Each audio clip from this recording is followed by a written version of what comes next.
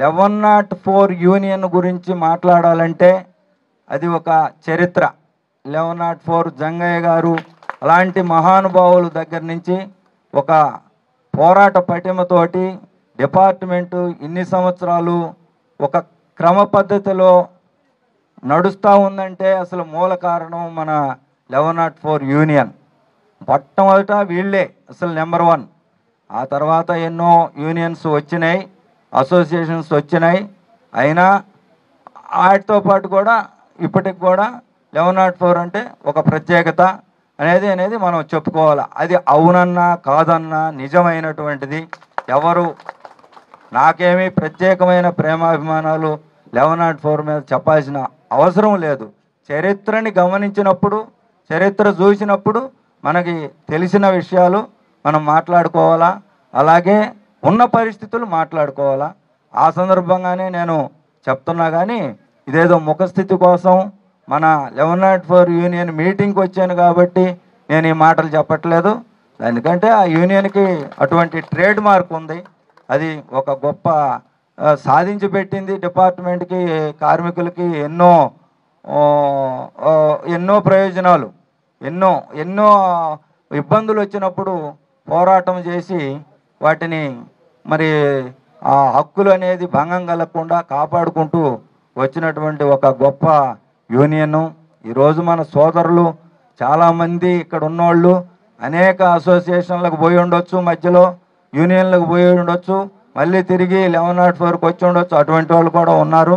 అది వాళ్ళ వ్యక్తిగత విషయాలు ఎప్పటికప్పుడు జరుగుతుంటాయి. కానీ బట్ ఓవరాల్గా చూసినప్పుడు ఈ యూనియన్కి అనేది ఒక గొప్ప ఇది ఉంది, పేరు ఉంది. దాన్ని కూడా మీరు ముందుకు తీసుకెళ్ళాలి. ఇంకా కూడా ఎప్పుడు కూడా అసలు ఈ యూనియన్ యొక్క ప్రాభవాన్ని, దాని యొక్క గొప్పతనాన్ని మీరు ఎక్కడ కూడా తక్కువ చేసే విధంగా కాకుండా ఇప్పుడున్న లీడర్స్ అయినా భవిష్యత్తులో వచ్చే లీడర్స్ అయినా కూడా దానికి ఎక్కడా మచ్చ రాకుండా మరి ఆ నాయకత్వం ముందుకెళ్లాల్సిన అవసరం ఉంది. అలాగే మీరు ఎప్పుడు అది మీ స్ఫురణలో ఉండాలి. అరే మన పెద్దోళ్ళు చేశారు, మంచి పేరు తెచ్చి పెట్టారు యూనియన్కి, ఒక యూనియన్కి ఒక బ్రాండ్ ఉంది, మనం దాన్ని చెడగొట్టకూడదు, మన బిహేవియర్ అలా ఉండకూడదు, మన యాక్టివిటీస్ అలా ఉండకూడదు అనేది నాయకత్వం ఎప్పుడు కూడా గుర్తుంచుకొని ప్రయాణం చేయాల్సిన అవసరం ఉంది.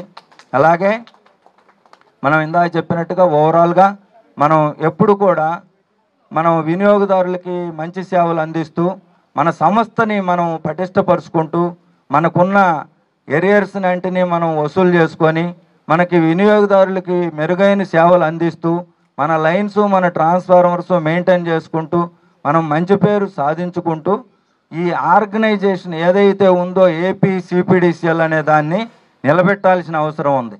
ఆ ఏపీసీపీడీసీఎల్ అనేది బాగుంటేనే మన ఉద్యోగాలు బాగుంటాయి, మనం బాగుంటాం, మన కుటుంబాలు బాగుంటాయి. అలాగే మీకు యూనియన్ పోస్టులు ఇవన్నీ కూడా ఉంటాయి. కాబట్టి మొట్టమొదట తల్లి లాంటి మన సంస్థని ఎప్పుడు కూడా విస్మరించకుండా మన ఉద్యోగ బాధ్యతలు ఏవైతే ఉన్నాయో ఒక్కొక్క క్యాడర్కి ఒక్కొక్క విధులు మనం నిర్దేశించి ఉన్నాయి.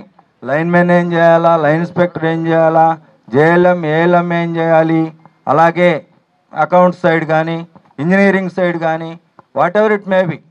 అఫ్కోర్స్ ఇంజనీర్స్ యూనియన్లో ఉండకపోవచ్చు.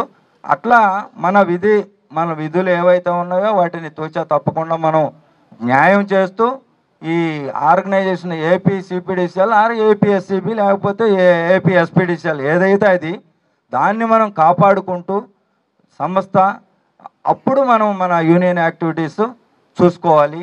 మనం యూనియన్ ఒకటే ప్రధానం అనుకొని అసలు పనిని వదిలిపెట్టకూడదు. ఎప్పుడు కూడా మీ అందరికీ నా రిక్వెస్ట్ అది ఎల్లవేళలా కూడా గుర్తుపెట్టుకోండి.